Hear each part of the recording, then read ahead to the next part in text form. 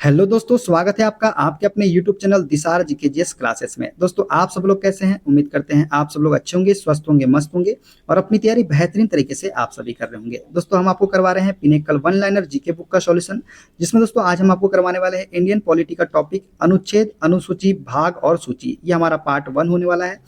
इसमें हम बहुत सारे क्वेश्चन देखेंगे। अगला पार्ट में हम इसको पूरी तरह से समाप्त कर देंगे। इसके जितने भी क्वेश्चन इस बुक में दिए गए हैं दोस्तों, हम सारे इस वीडियो में कवर करने वाले हैं। दोस्तों, वीडियो अच्छा लगे वीडियो को लाइक कीजिएगा, शेयर कीजिएगा, कमेंट कीजिएगा। चैनल पे नए हैं, चैनल को सब्सक्राइब करके बेल आइकन को प्रेस जरूर कर लीजिएगा पल पल की अपडेट के लिए। और दोस्तों, हमसे जुड़ने के लिए आप हमारा टेलीग्राम चैनल ज्वाइन कर सकते हैं। टेलीग्राम चैनल का लिंक मैंने डिस्क्रिप्शन बॉक्स में आपको दे दिया है। चलिए दोस्तों, देर न करते हुए स्टार्ट करते हैं आज का अपना सेशन।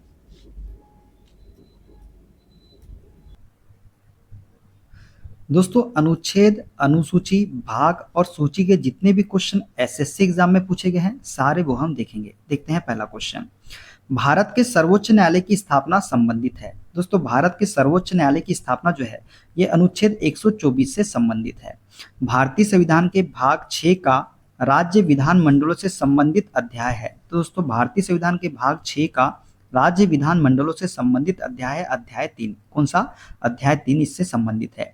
अनुच्छेद 181 के तहत पद से हटाने का प्रस्ताव के दौरान अध्यक्षता नहीं कर सकता है। दोस्तों, अनुच्छेद 181 के तहत पद से हटाने का प्रस्ताव के दौरान अध्यक्षता नहीं कर सकता है लोकसभा अध्यक्ष। जो लोकसभा अध्यक्ष है, पद से हटाने के प्रस्ताव के दौरान जो है अध्यक्षता नहीं कर सकता है अनुच्छेद 181 के तहत।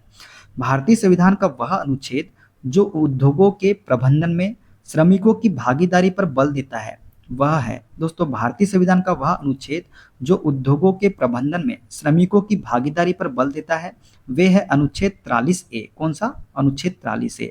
भारतीय संविधान के अनुच्छेद जो केंद्र में संसदीय शासन प्रणाली का प्रावधान करते हैं।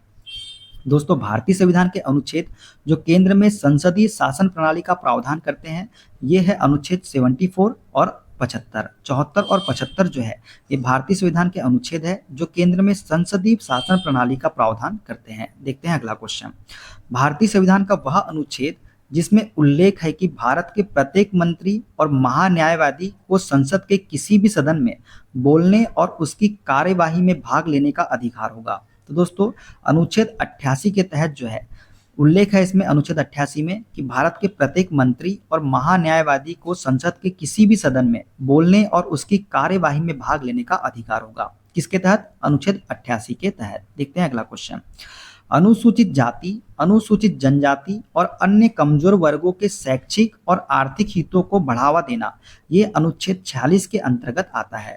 दोस्तों, अनुसूचित जाति, अनुसूचित जनजाति और अन्य कमजोर वर्गों के शैक्षिक और आर्थिक हितों को बढ़ावा देना जो है ये अनुच्छेद 46 के अंतर्गत आता है। भारतीय संविधान का वह अनुच्छेद जो जनसंख्या जनगणना को नियंत्रित करता है। दोस्तों, भारतीय संविधान का वह अनुच्छेद है अनुच्छेद 246 जो जनसंख्या और जनगणना को नियंत्रित करता है। देखते हैं अगला क्वेश्चन। भारत में विधायी शक्तियों को विभाजित किया गया है। दोस्तों, भारत में विधायी शक्तियों को 3 सूचियों में विभाजित किया गया है। कौन कौन सी? संघ सूची, राज्य सूची और समवर्ती सूची में। भारत के प्रत्येक राज्य से निर्वाचित होने वाले राज्यसभा सदस्यों की संख्या निर्धारित की गई है। दोस्तों, भारत के प्रत्येक राज्य से निर्वाचित होने वाले राज्यसभा सदस्यों की संख्या जो है संविधान की 4वीं अनुसूची द्वारा निर्धारित की गई है। देखते हैं अगला क्वेश्चन। कृषि एवं पशुपालन का संगठन शामिल है। दोस्तों, कृषि एवं पशुपालन का संगठन जो है ये अनुच्छेद 48 में शामिल है। कौन से अनुच्छेद में है? अनुच्छेद 48 में। भारतीय संविधान का वह अनुच्छेद जो भारत के महान्यायवादी की नियुक्ति और कर्तव्य से संबंधित है। दोस्तों, भारतीय संविधान का वह अनुच्छेद जो भारत के महान्यायवादी की नियुक्ति और कर्तव्य से संबंधित है वह है अनुच्छेद 76। कौन सा? अनुच्छेद 76 इसका राइट आंसर हो जाएगा। देखते हैं अगला क्वेश्चन। संघ और राज्यों के बीच संबंधों का उल्लेख। दोस्तों, संघ और राज्यों के बीच संबंधों का उल्लेख जो है भाग 11 में किया गया है। किसमें? भाग 11 में। भारतीय संविधान का वह अनुच्छेद जो अंतर्राष्ट्रीय शांति और सुरक्षा को बढ़ावा देने का प्रावधान करता है। दोस्तों, भारतीय संविधान का वह अनुच्छेद जो अंतर्राष्ट्रीय शांति और सुरक्षा को बढ़ावा देने का प्रावधान करता है वह है अनुच्छेद 51। कौन सा? अनुच्छेद 51 है। देखते हैं अगला क्वेश्चन। संविधान में नागरिकता का उल्लेख अनुच्छेद 5 से 11 तक किया गया है। तो दोस्तों संविधान में नागरिकता का उल्लेख किस में है? अनुच्छेद 5 से लेके 11 में है। और किसके अंतर्गत है? भाग 2 के अंतर्गत किया गया है। किसके अंतर्गत? भाग 2 के अंतर्गत। देखते हैं अगला क्वेश्चन।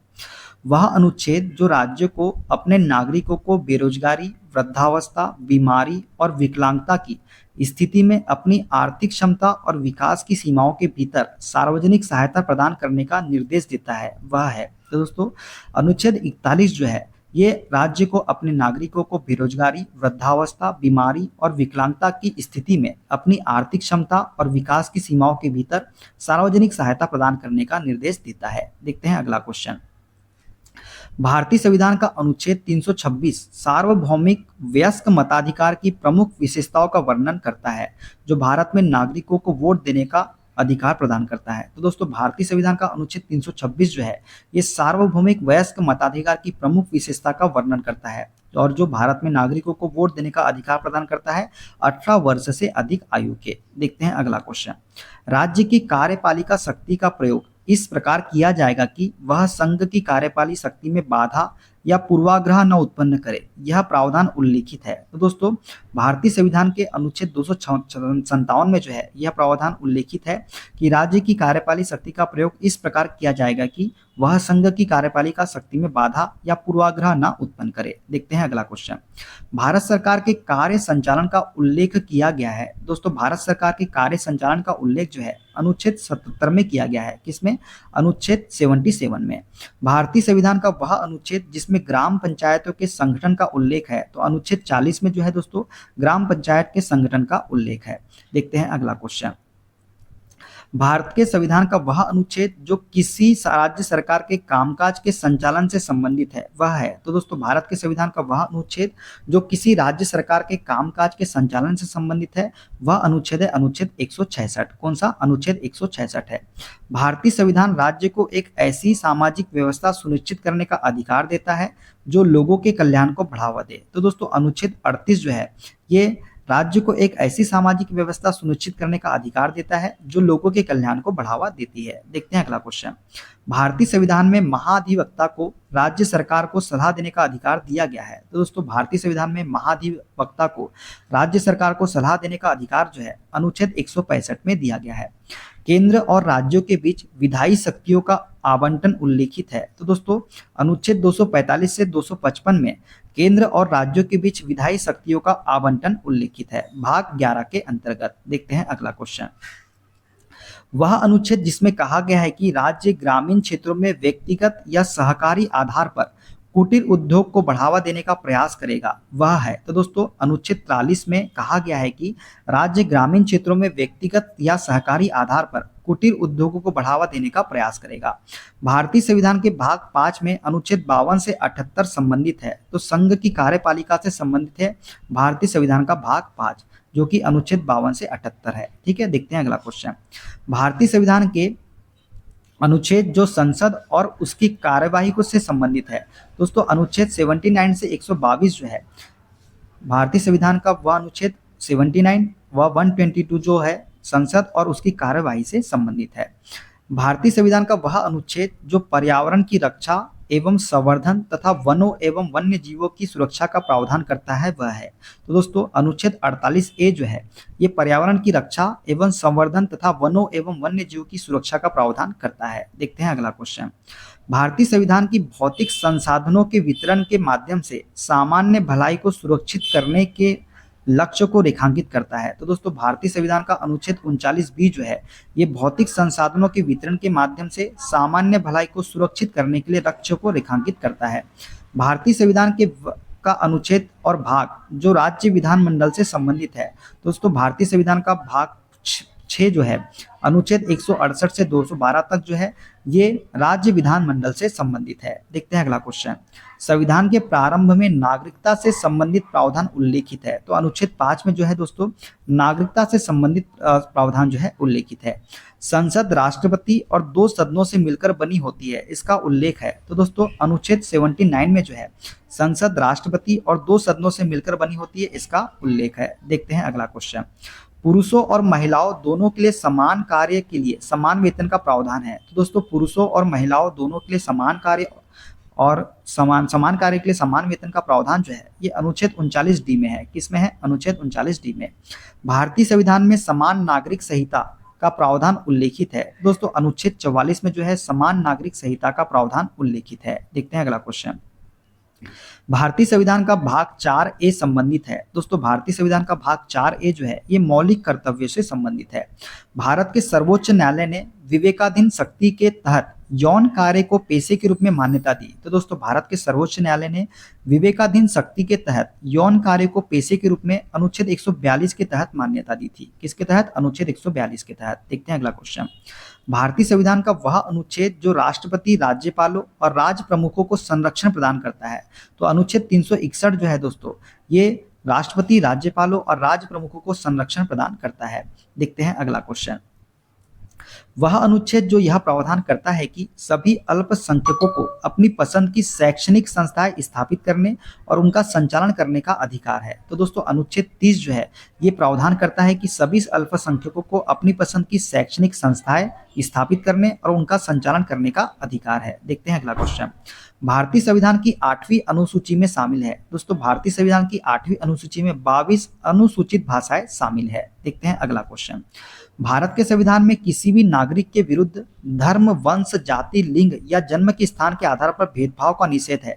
दोस्तों अनुच्छेद 15 में जो है किसी भी नागरिक के विरुद्ध धर्म, वंश, जाति, लिंग या जन्म स्थान के आधार पर भेदभाव का निषेध है। देखते हैं अगला क्वेश्चन। भारतीय संविधान के मौलिक अधिकारों से संबंधित अनुच्छेद है। दोस्तों भारतीय संविधान के मौलिक अधिकारों से संबंधित अनुच्छेद है अनुच्छेद 12 से 35। अनुच्छेद 12 से 35 जो है ये भारतीय संविधान के मौलिक अधिकारों से संबंधित अनुच्छेद है। पदोन्नति में आरक्षण है। दोस्तों पदोन्नति में आरक्षण जो है ये अनुच्छेद 16 में है। अनुच्छेद 16 4A में जो है पदोन्नति में आरक्षण है। भारतीय संविधान के अनुच्छेद 344(1) और 351 संबंधित है। तो 8वीं अनुसूची से संबंधित है भारतीय संविधान का अनुच्छेद 344(1) और 351। देखते हैं अगला क्वेश्चन। भारतीय संविधान का वह अनुच्छेद जो संसद को नागरिकता के विषय पर कानून बनाने की पूर्ण शक्तियां प्रदान करता है तो वो है अनुच्छेद 11। मंत्रिपरिषद सामूहिक रूप से लोकसभा के प्रति उत्तरदायी होती है। तो अनुच्छेद 75(3) के अनुसार जो है मंत्रिपरिषद सामूहिक रूप से लोकसभा के प्रति उत्तरदायी होती है। देखते हैं अगला क्वेश्चन।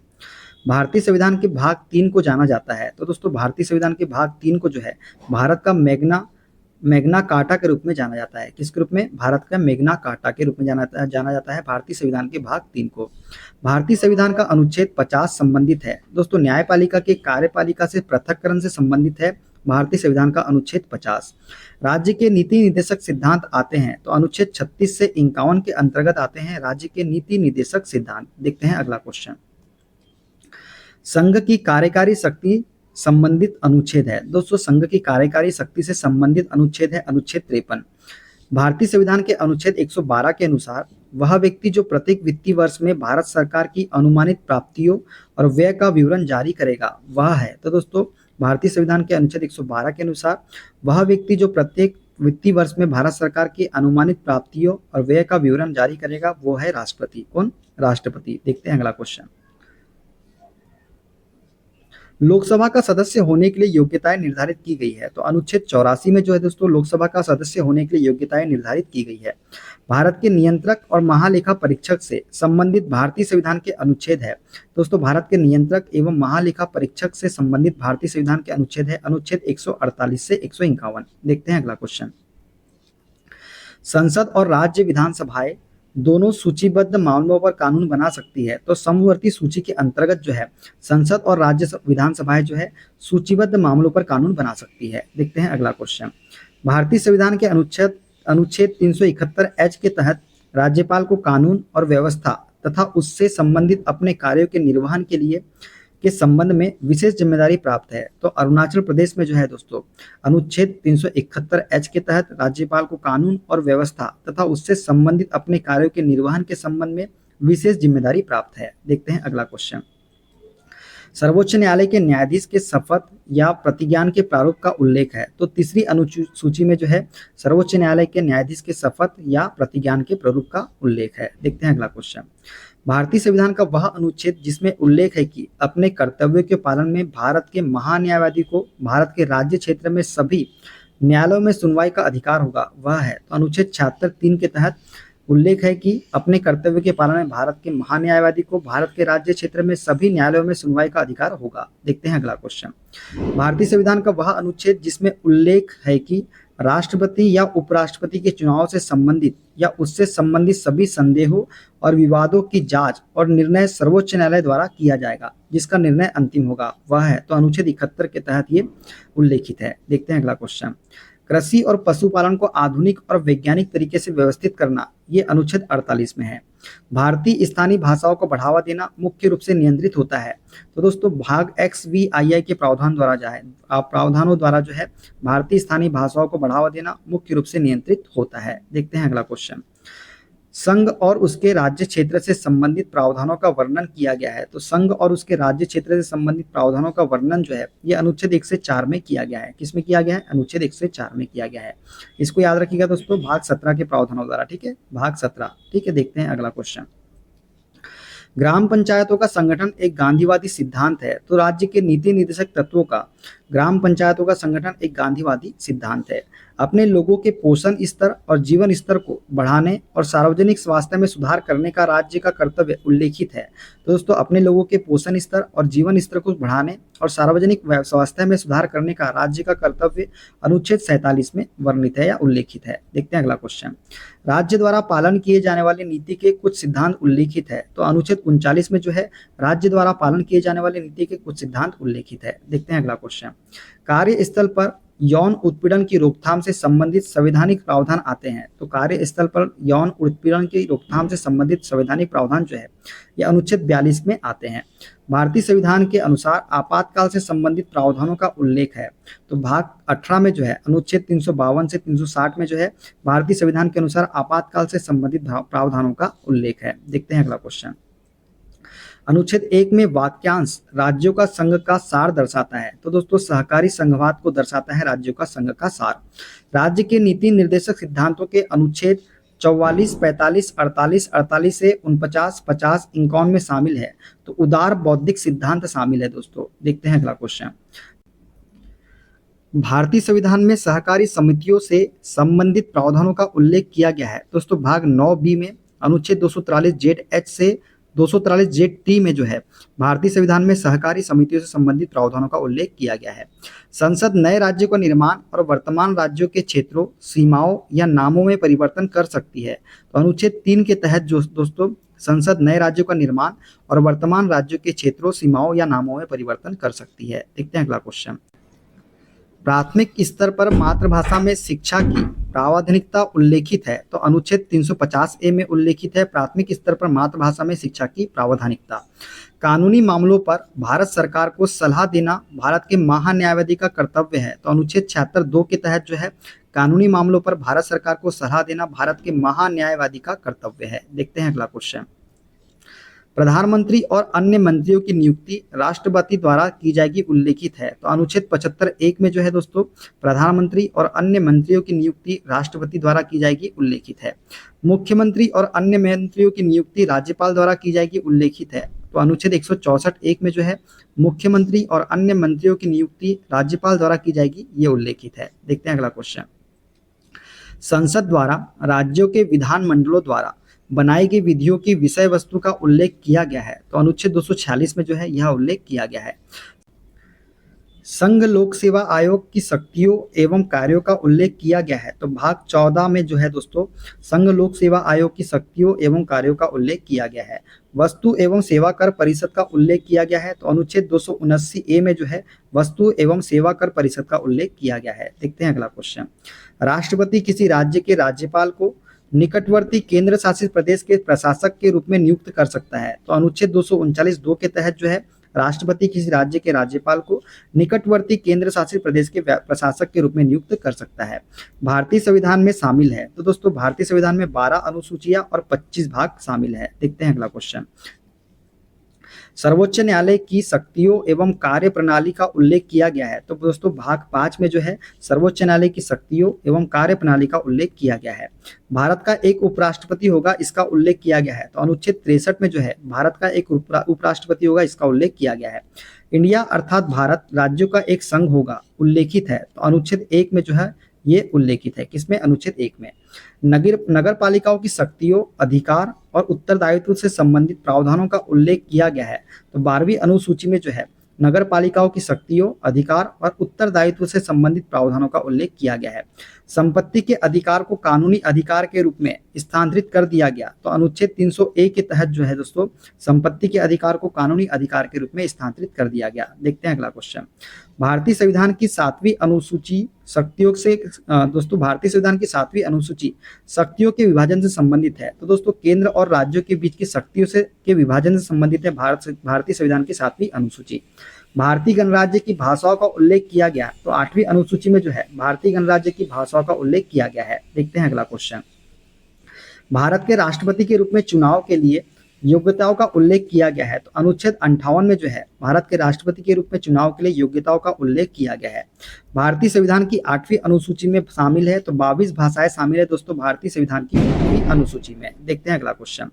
संसद के किसी भी सदन से सदस्य की अयोग्यता की शर्तों का उल्लेख किया गया है। दोस्तों संसद के किसी भी सदन से सदस्य की अयोग्यता की शर्तों का उल्लेख अनुच्छेद 102 में किया गया है। अनुच्छेद 213 के तहत प्रख्यापित अध्यादेश को वापस लिया जा सकता है। तो राज्यपाल के द्वारा दोस्तों जो है अनुच्छेद 213 के तहत प्रख्यापित अध्यादेश को वापस लिया जा सकता है। देखते हैं अगला क्वेश्चन। राष्ट्रपति को संसद के अवकाश के दौरान अध्यादेश जारी करने का अधिकार है। तो दोस्तों अनुच्छेद 123 के तहत जो है राष्ट्रपति को संसद के अवकाश के दौरान अध्यादेश जारी करने का अधिकार है। भारतीय संविधान का वह भाग जो अनुसूचित एवं जनजातीय क्षेत्रों से संबंधित है। दोस्तों भारतीय संविधान का वह भाग जो अनुसूचित एवं जनजातीय क्षेत्रों से संबंधित है वो है भाग 10। देखते हैं अगला क्वेश्चन। भारतीय संविधान का वह भाग जो वित्त, संपत्ति, संविदाय और वाद से संबंधित है। तो भाग 12 जो है दोस्तों ये वित्त, संपत्ति, संविदाय और वाद से संबंधित है। राज्य की नीति निर्देशक तत्व अनुच्छेद 36 से 51 संबंधित है। तो दोस्तों राज्य के नीति निर्देशक तत्व अनुच्छेद 36 से 51 जो है ये भाग 4 से संबंधित है। राष्ट्रपति कार्यालय की शर्तों का उल्लेख किया गया है। तो अनुच्छेद 59 में जो है राष्ट्रपति कार्यालय की शर्तों का उल्लेख किया गया है। देखते हैं अगला क्वेश्चन। भारत के महत्वपूर्ण पदाधिकारियों के वेतन एवं भत्ते का उल्लेख है। तो दूसरी अनुसूची में जो है भारत के महत्वपूर्ण पदाधिकारियों के वेतन एवं भत्तों का उल्लेख है। संविधान में संशोधन करने की संसद की शक्ति से संबंधित प्रावधानों का उल्लेख किया गया है। तो दोस्तों संविधान में संशोधन करने की संसद की शक्ति से संबंधित प्रावधानों का उल्लेख जो है ये अनुच्छेद 368 में किया गया है। देखते हैं अगला क्वेश्चन। भारतीय संविधान का एक अनुच्छेद जो यह प्रावधान करता है कि संसद के किसी भी सदन के सदस्य वेतन और भत्ते प्राप्त करने के हकदार है। तो अनुच्छेद 106 जो है ये प्रावधान करता है कि संसद के किसी भी सदन के सदस्य वेतन और भत्ते प्राप्त करने के हकदार है। देखते हैं अगला क्वेश्चन। अनुच्छेद 350 के अनुसार भाषाई अल्पसंख्यकों के लिए एक विशेष अधिकारी नियुक्त किया जाएगा। तो राष्ट्रपति के द्वारा जो है अनुच्छेद 350 के बी के अनुसार भाषाई अल्पसंख्यकों के लिए एक विशेष अधिकारी नियुक्त किया जाएगा। मंत्रिपरिषद में प्रधानमंत्री सहित मंत्रियों की कुल संख्या लोकसभा के सदस्यों की कुल संख्या के 15% से अधिक नहीं होगी। तो अनुच्छेद 75 के तहत ये प्रावधान है। देखते हैं अगला क्वेश्चन। भाग 17 में अनुच्छेद 343 से 351 तक संबंधित है। तो आधिकारिक भाषाओं से संबंधित है भाग 17, ठीक है, जिसमें अनुच्छेद 343 से 351 है। संघ और राज्यों के बीच संबंधों से संबंधित प्रावधानों का उल्लेख किया गया है। तो भाग 11 में जो है दोस्तों भाग 11 में अनुच्छेद 245 से 263 में संघ और राज्यों के बीच संबंधों से संबंधित प्रावधानों का उल्लेख किया गया है। देखते हैं अगला क्वेश्चन। केंद्र और राज्य सरकार के बीच विधायी संबंधों का उल्लेख है। तो अनुच्छेद 245 से 255 में जो है केंद्र और राज्य के सरकार के बीच विधायी संबंधों का उल्लेख है। संघ और राज्य सरकार के बीच प्रशासनिक संबंधों का उल्लेख है। तो अनुच्छेद 256 से 263 में जो है संघ और राज्य सरकार के बीच प्रशासनिक संबंधों का उल्लेख है। देखते हैं अगला क्वेश्चन। भारत को सर्वोच्च न्यायालय के न्यायाधीशों की संख्या बढ़ाने का अधिकार है। तो अनुच्छेद 124(1) के तहत जो है संसद को सर्वोच्च न्यायालय के न्यायाधीशों की संख्या बढ़ाने का अधिकार है। सर्वोच्च न्यायालय से संबंधित प्रावधानों का उल्लेख किया गया है। तो भाग 5 अनुच्छेद 124 से 147 में जो है सर्वोच्च न्यायालय से संबंधित प्रावधानों का उल्लेख किया गया है। देखते हैं अगला क्वेश्चन। राज्य के नीति निर्देशक सिद्धांतों का उल्लेख किया गया है। तो भाग 4 में जो है राज्य के नीति निर्देशक सिद्धांतों का उल्लेख किया गया है। भारतीय संविधान के अंतर्गत राष्ट्रीय राजधानी क्षेत्र दिल्ली के लिए विधानसभा का प्रावधान है। तो अनुच्छेद 239(a) के तहत जो है राष्ट्रीय राजधानी क्षेत्र दिल्ली के लिए विधानसभा का प्रावधान है। देखते हैं अगला क्वेश्चन। भारतीय संविधान की 7वीं अनुसूची प्रत्यर्पण को वर्गीकृत करती है, तो संघ सूची के अंतर्गत जो है भारतीय संविधान की 7वीं अनुसूची प्रत्यर्पण को वर्गीकृत करती है। भारतीय संविधान में सहकारी समितियों को बढ़ावा देने का प्रावधान है, तो अनुच्छेद 43B के अंतर्गत जो है भारतीय संविधान में सहकारी समितियों को बढ़ावा देने का प्रावधान है। भारतीय संविधान की 7वीं अनुसूची कृषि को वर्गीकृत करती है, तो राज्य सूची के अंतर्गत जो है भारतीय संविधान की 7वीं अनुसूची कृषि को वर्गीकृत करती है। देखते हैं अगला क्वेश्चन। अनुच्छेद 312 का संबंध है, तो अखिल भारतीय सेवाओं से संबंधित है अनुच्छेद 312। न्यायपालिका को कार्यपालिका से अलग करने का उल्लेख किया गया है, तो अनुच्छेद 50 में जो है न्यायपालिका को कार्यपालिका से अलग करने का उल्लेख किया गया है। 2019 में रद्द किया गया अनुच्छेद 370 विशेष दर्जा प्रदान करता है, तो जम्मू कश्मीर को प्रदान करता है अनुच्छेद 370। देखते हैं अगला क्वेश्चन। भारतीय संविधान में कुछ वर्गों से संबंधित विशेष प्रावधान दिए गए हैं, तो भाग 16 में जो है दोस्तों भारतीय संविधान में कुछ वर्गों से संबंधित विशेष प्रावधान दिए गए हैं। भारतीय संविधान में अनुच्छेद 356 एवं 360 संबंधित है, तो आपातकालीन प्रावधान से संबंधित है अनुच्छेद 356 एवं 360। संविधान में केंद्र शासित प्रदेशों का उल्लेख किया गया है, तो भाग किसके अंतर्गत, भाग 8 के अंतर्गत जो है संविधान में केंद्र शासित प्रदेशों का उल्लेख किया गया है। संविधान निर्दिष्ट करता है कि राज्यों को बाहरी आक्रमण और आंतरिक अशांति से बचाना केंद्र सरकार का कर्तव्य है, तो अनुच्छेद 355 के अंतर्गत ये अनुच्छेद 355 के अंतर्गत निर्दिष्ट करता है कि राज्यों को बाहरी आक्रमण और आंतरिक अशांति से बचाना केंद्र सरकार का कर्तव्य है। देखते हैं अगला क्वेश्चन। 7वीं अनुसूची में बाट और माप के मानकों की स्थापना को वर्गीकृत किया गया है, तो संघ सूची के रूप में वर्गीकृत किया गया है। सार्वजनिक स्वास्थ्य एवं स्वच्छता, अस्पताल एवं औषधालय, सार्वजनिक व्यवस्था शामिल है। दोस्तों सार्वजनिक स्वास्थ्य एवं स्वच्छता, अस्पताल एवं औषधालय, सार्वजनिक व्यवस्था शामिल है राज्य सूची, जो कि 7वीं अनुसूची में शामिल है। देखते हैं अगला क्वेश्चन। अनुच्छेद 323A संबंधित है, प्रशासनिक न्यायाधिकरण से संबंधित है अनुच्छेद 323 है। भारतीय संविधान में नए राज्यों का प्रवेश या स्थापना शामिल है, तो अनुच्छेद 2 में जो है भारतीय संविधान में नए राज्यों का प्रवेश या स्थापना शामिल है। 7वीं अनुसूची में नशीली शराब को वर्गीकृत किया गया है, तो राज्य की सूची के तहत जो है किसके तहत, राज्य सूची के तहत 7वीं अनुसूची में नशीली शराब को वर्गीकृत किया गया है। देखते हैं अगला क्वेश्चन। डाक एवं तार बैंकिंग राज्यों के खातों का ऑडिट शामिल है, तो दोस्तों डाक एवं तार बैंकिंग राज्यों के खातों का ऑडिट जो है ये संघ सूची, ये 7वीं सूची में शामिल है।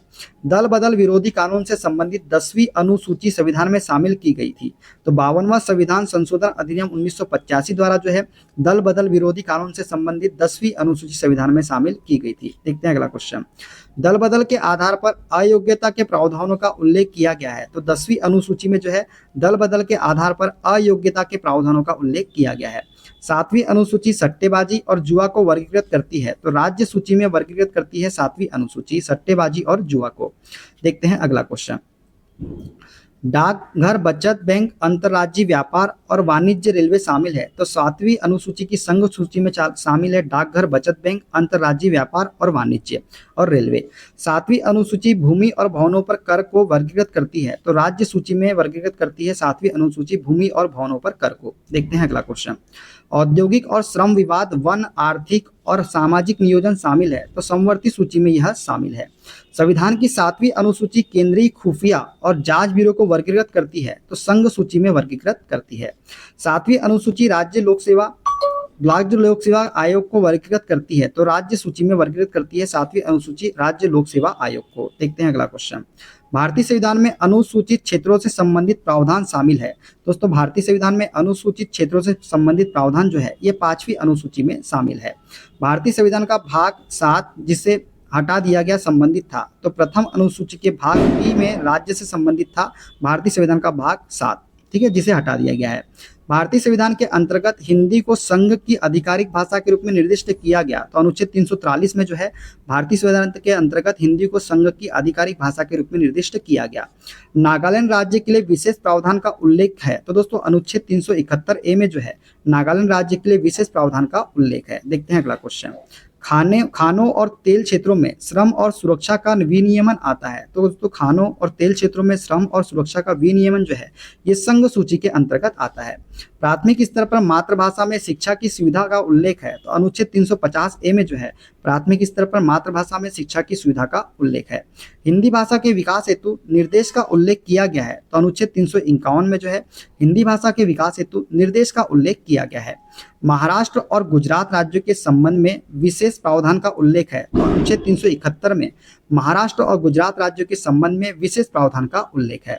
सिक्किम राज्य के संबंध में विशेष प्रावधानों की रूपरेखा दी गई है, तो अनुच्छेद 371 एफ में जो है सिक्किम राज्य के संबंध में विशेष प्रावधानों की रूपरेखा दी गई है।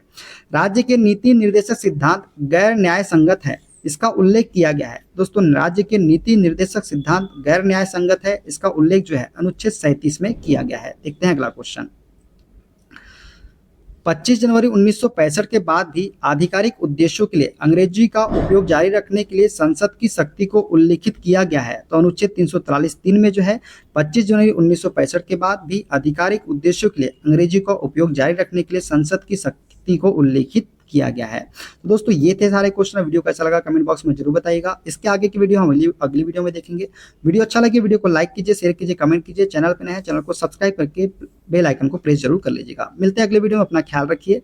Okay, bye bye, take care.